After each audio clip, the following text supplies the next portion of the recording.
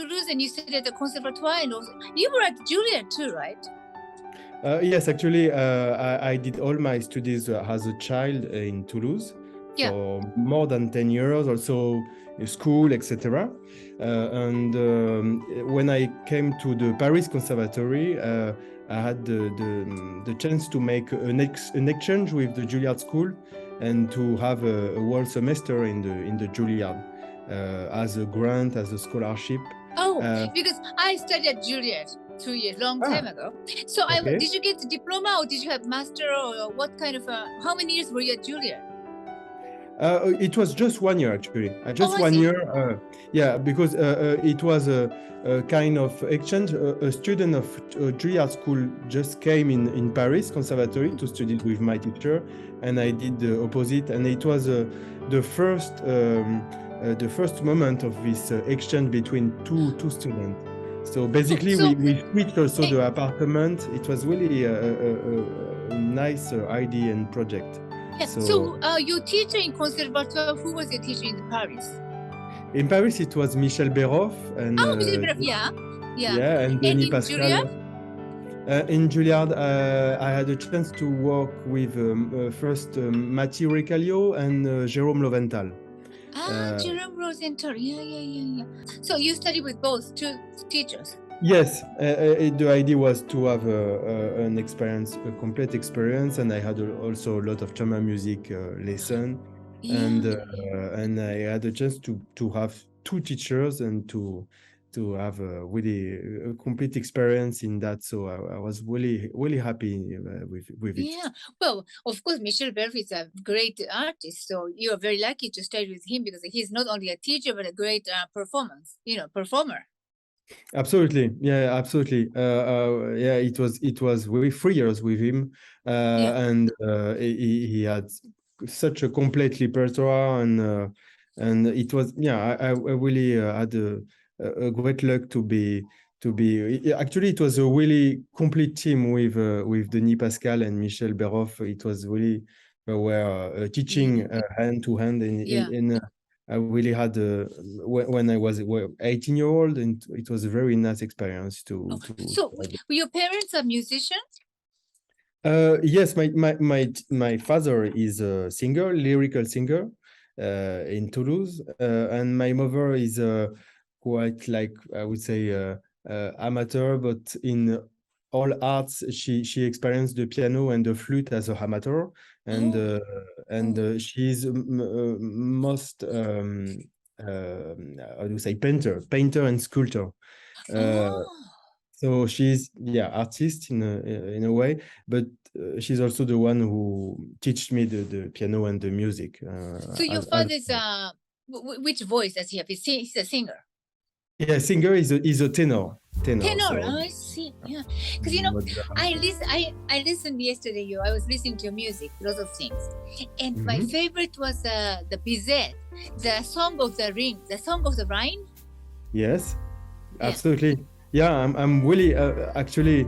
I'm really happy with that because of you saying that also. But I was more expecting that maybe the chromatic variation.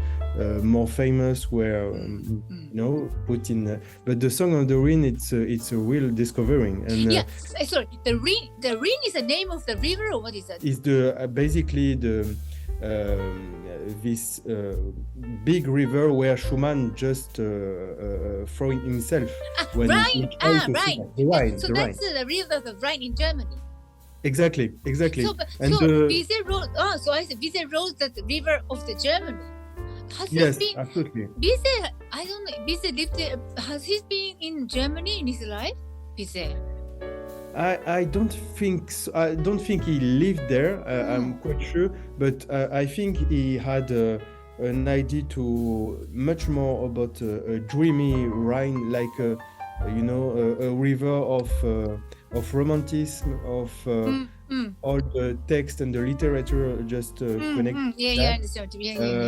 Like, of course, Schumann, Mendelssohn, all this idea, and I think that just with this evocation to Rhine, he wanted himself to to connect with an imaginary, not a real geographic one.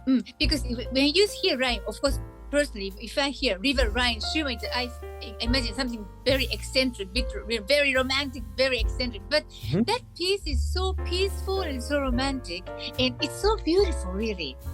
Yes. So I think that I listened to your Chopin, to the Totentans, but that really remained in my head until the end. And it's so beautiful, and it suits you so much, and you do it with such a pleasure and simplicity, but with such a beauty, you know? Oh yes, and it was really interesting to focus inside a miniature piece because it's really short with a really simple theme, so simple, but it's really this idea of romance without words, like a song without singer, and this really Bizet was absolutely amazing with that. Even in his opera, when he had interlude, entr'actes, where, for example, in Carmen, but also in other, that he didn't have singer to sing, but just like some really simple melody. There is a lot of plays like this in Carmen, and I really love his way to have simplicity with music, and it's something is stuck with in your head. I completely agree. The example, la la la la la la Exactly, that beauty is the same thing. Something like this really. In between, but simple, but such a beautiful, but very simple, but it's very warm. So I like to learn that piece. Is it published in the French publisher, that piece? Of course, you're talking about the Song on the Rhine. Yes, absolutely. To myself, I think it was Peter's, maybe. Peter's. I have to get it. Because I know still the Bizet piece is, of course, compared to the other, it's not that popular. The chromatic and the nocturne is known, but I didn't know about the Song of the Rhine. So that was very shocking, but very nice shock. I said, I have to learn this. It makes me, I think that playing that piece, it makes yourself very peaceful too. Yes. It's funny what you say because, for example, for us in France, it's rather the Song of the Rhine and the chromatic variation who are quite famous, and the nocturne absolutely not. And when I played it after, because I wanted to go further in the Bizet music, in the recital I gave after the CD. So it's funny that with this CD I really experienced something new, which was the fashion in the idea of fashion in music, because when I think 40 years old, actually 40 years ago, Glenn Gould was playing so much the chromatic variation, and it was quite famous, and then absolutely no one played it for a long time. So it's funny that fashion is not only in the clothes. In a way, it's so you have some piece, for example, the Schubert sonata, also where we played so much now, but before we didn't play it so much as a pianist. So it's funny to have the idea that we forgot totally this music of the Song of the Rhine. Nobody's playing that. But Glenn Gould didn't. I don't think did he play this piece. I know he played the nocturne and the chromatic, but I didn't know that he played this Song of the Rhine. I don't have the recording that he. No, he didn't play the Song of the Rhine. But I know that he was really into this romantic. He really recommended the piece. It was a great romantic composer. That was I had in my head.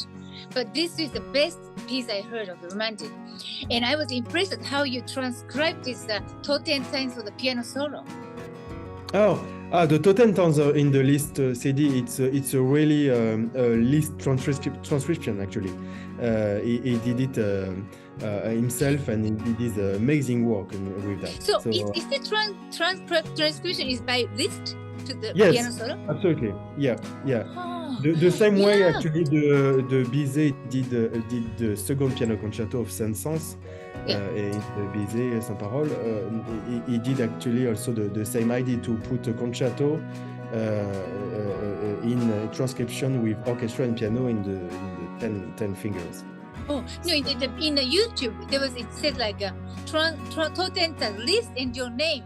So I thought maybe you made a transcription for the solo piano.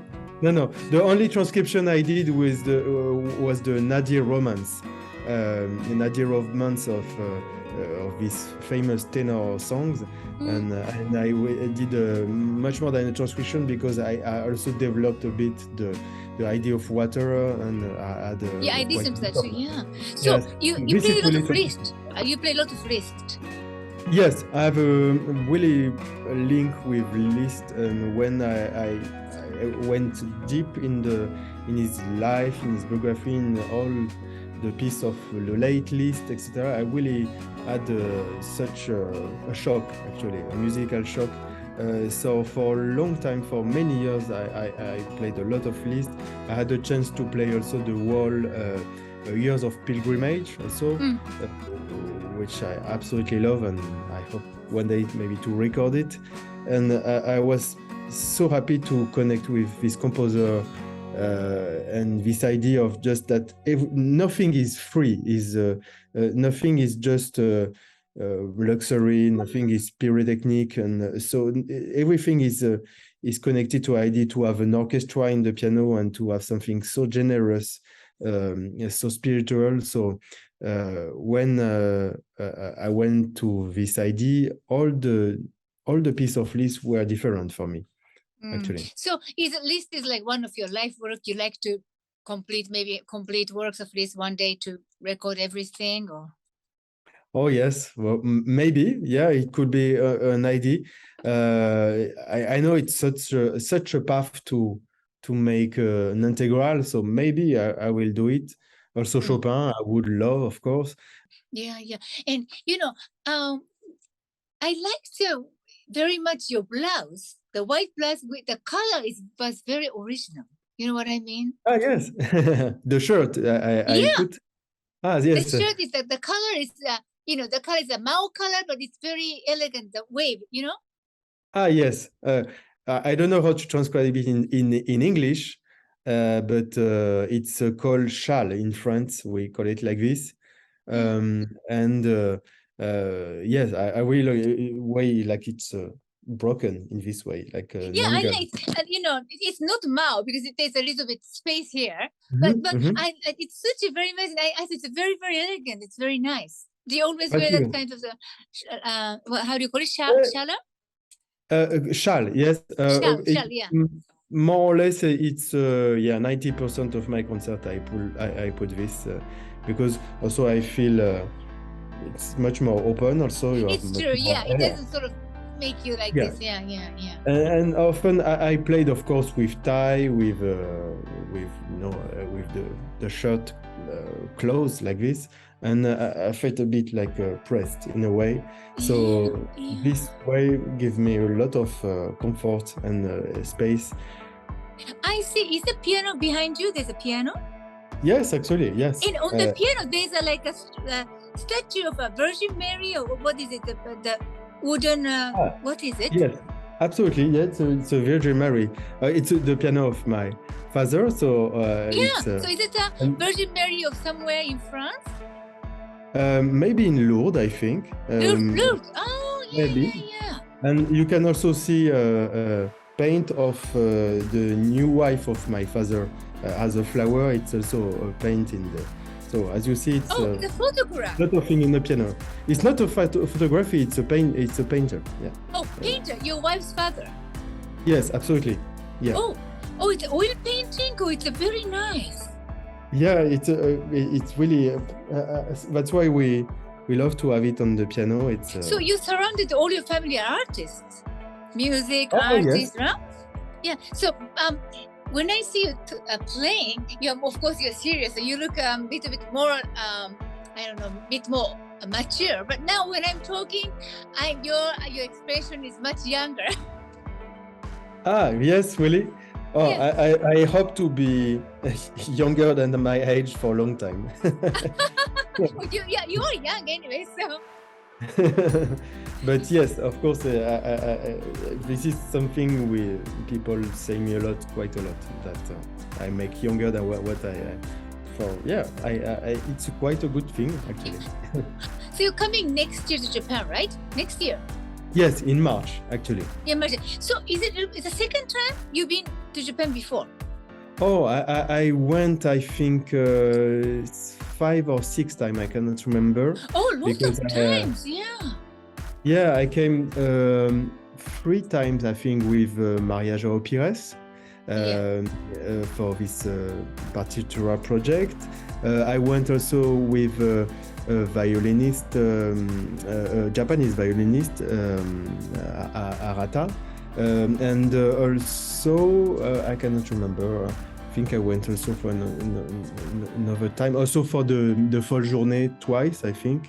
Oh, So yeah. So you worked a lot with Mario with the Portuguese pianist Mario João what's his name? Pires. Yeah, Pires. It's like a sort of a workshop you did together.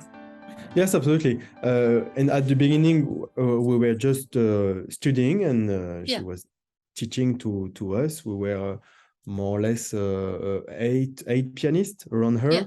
and she had this idea to how to say, to share the stage with us, and to break this idea of that teacher and student.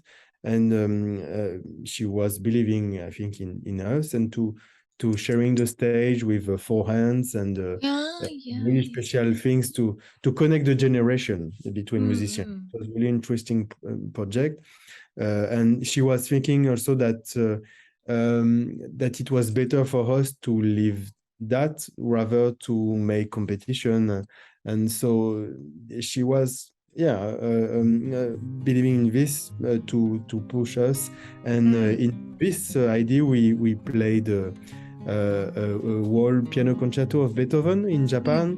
Also 4 hands and recitals. It was an amazing project. So I think you're very, very lucky, because you've been working with a fantastic player like Miss Pires, and also like Berov. They are really performing, the artists, and to learn from these artists, I think it's such a big influence on you, and so natural. And what I like about your playing is not so natural, without stress, and very natural, And like when I hear sometimes young pianists, like a winner of some competition, like very, like they go for speed and like accuracy and like in a box, you know what I mean? Like in a sort of stress kind of.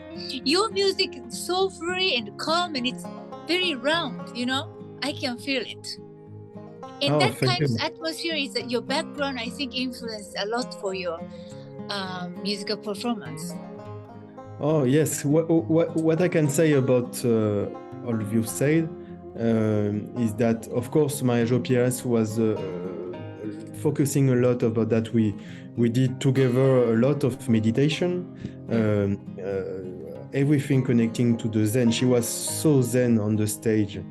Even if she is really stressed, I can swear you, before going on the stage, she's absolutely stressed. She has a way just to connect to herself and to have such a concentration that it was a lot of inspiration for me. So yes, maybe it's a luxury that I didn't get inside big competition and have such prize, is that I don't feel a pressure to represent a competition, maybe to say how he has to play so well Tchaikovsky or Chopin. So in a way, it gives me also maybe less confidence than over, but also kind of calm that I'm doing my path inside and spiritually and musically, and it gives me kind of independence in a way, and also maybe it's one of my nature to be calm, and when there is stress. Yes, and I think it's very important. And the more courage you have, that's the most important thing. And this is the most what I feel listening to music is like this kind of very spiritual calm, but the freedom in music, it's, you're really surrounded by it, protected, but it's very free. It's not like, not fighting with music. Sometimes to play well, you can feel one is sort of fighting a bit with the music to impress the audience or whatever, you know what I mean? But there's nothing about that, and which is music. I totally agree with that. I just want to be a bridge between the composer and the audience. So to make it really carefully, but also with a lot of not to put myself in the bottom of the stage, but to be to let the music just go through yourself. This is And usually before a concert, what do you usually do? Like can you tell me the day of your concert? How is what do you do? I'm maybe not so much original, but sometimes I try if it's not a concert where I need a lot of physics. I do a little bit of sport on the morning, and I try just to play everything really slow and also with closed eyes, just to reconnect inside. Of course, to make a nap. And what sports do you do in the morning? Light sports. Which kind of sport? Oh, jogging. Jogging. I see. Not much, right? Yoga, gymnastics, some things like this, just to open the body. But also, I tried also the swimming. Swimming also is also something.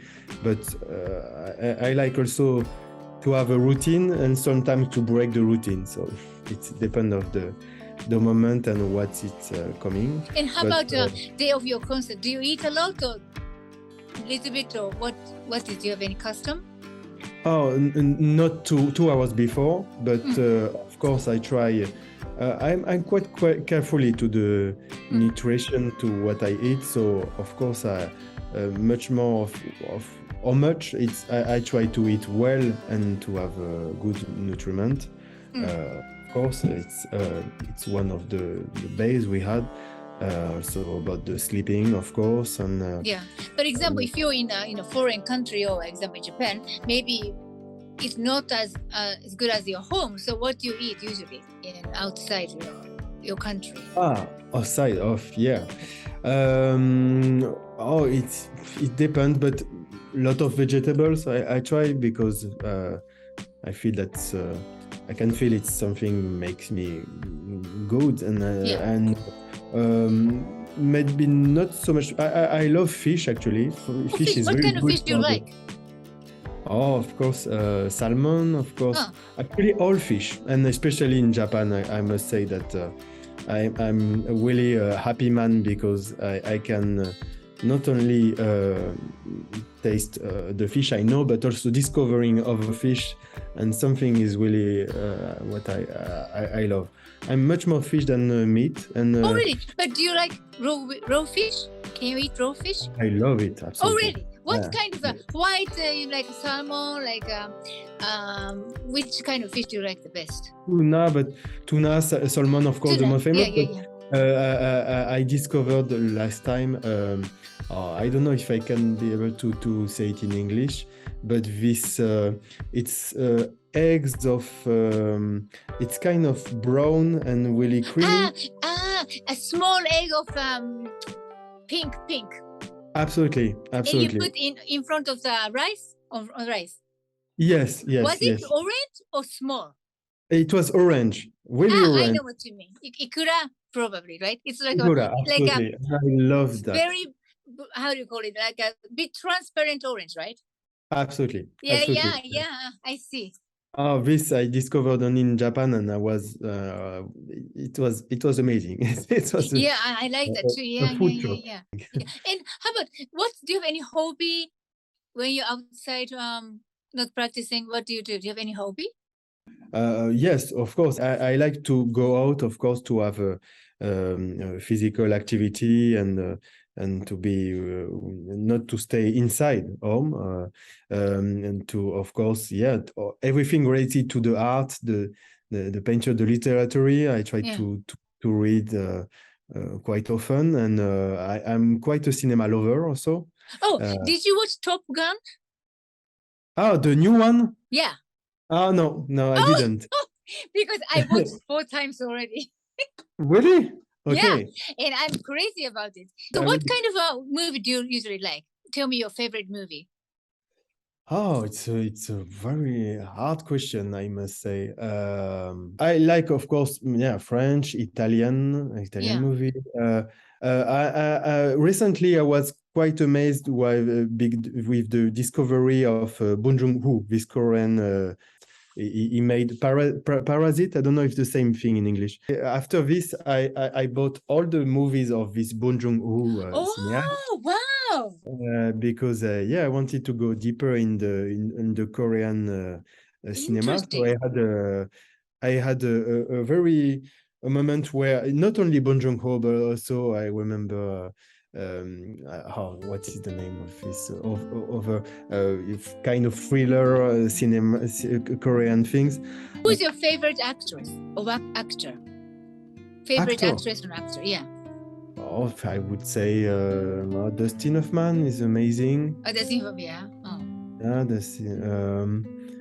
which is really hard.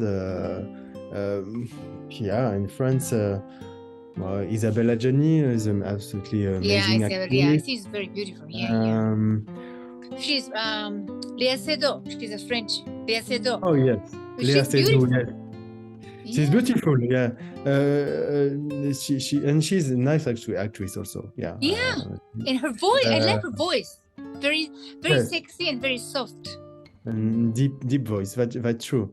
I must say that often it's much more the idea of nationality. Sometimes I try to go deeper in the cinema of a country, much more than a cinema of an actor or even of a cineast. I like to connect for 1 month, not as an obsession, but like to focus on one country and to try to see what's the art of cinema. Well, that's a very interesting idea. Very interesting. And since you're also touring, so before you go, you go to the country, you concentrate on that country. It's a very good idea, and you learn the culture and the history.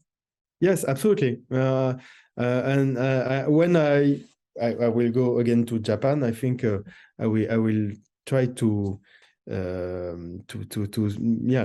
Japanese cinema. So I really like this idea to have moments before just to connect a bit with the literary.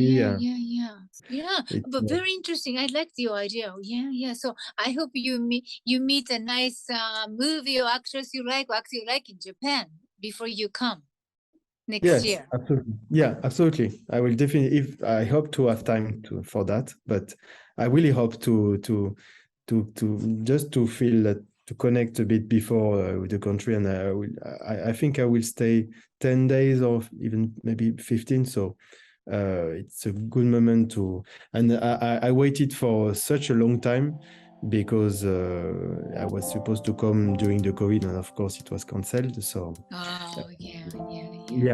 now I'm feeling really looking forward to come. Yeah, so it's in March, right? In March. Absolutely. Yes. Are you going to play the bizet too? No, actually, no. I will play a Mozart recital. A whole Mozart recital, and I will play a recital with a cellist named Bruno de Lepelaire.